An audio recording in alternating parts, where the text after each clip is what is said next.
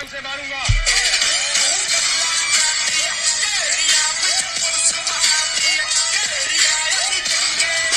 सानिकुड़े oh my God, पहले ये video देखो एक बार।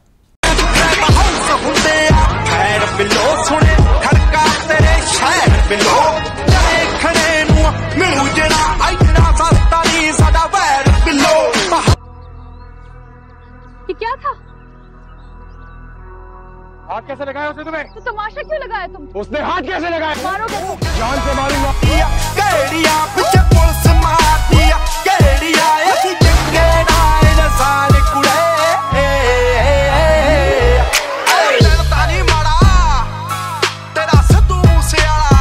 ये वीडियो ना पहले भी मैंने बहुत बार देखी थी, वो इंस्टा की पोस्ट स्टोरीज, उसके बाद फेसबुक व्हाट्सएप के स्टेटस पे तो बहुत ज़्यादा इसको मैंने देखा ना, लोग जज्बाती हुए थे इसे देख के। इट्स ओके, मैं इसको बर्दाश्त कर सकता था और किया।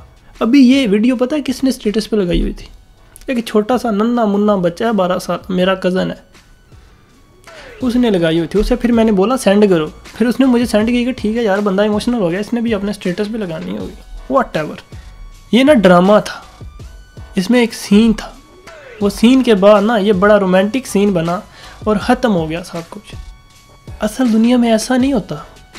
असल दुनिया में अगर ऐसा सीन हो जाए ना तो फिर उसके बाद एक बहुत बड़ी फिल्म शुरू होती है और उसमें कोई रोमांटिक सीन नहीं होता, सिर्फ एक्शन सीन होते हैं। और ऐसे लोगों की ना अकड़ तोड़ के रख देती है दुनिया, जैसा ये मम्मी डैडी इसमें दिखाया गया ना।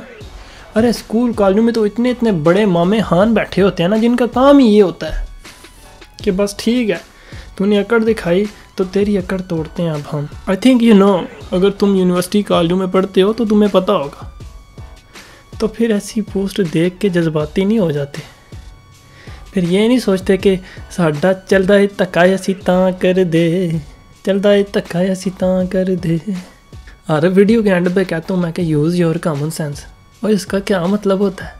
यही मतलब होता है कि जब ऐसे ड्रामे फिल्में देखते हो ना तो उनको देख के जज्बाती नहीं हो जाते, थोड़ा सा अक्ल को भी इस्तेमाल करते हैं, रियलिटी के साथ उसका कंपैरिजन भी करते हैं।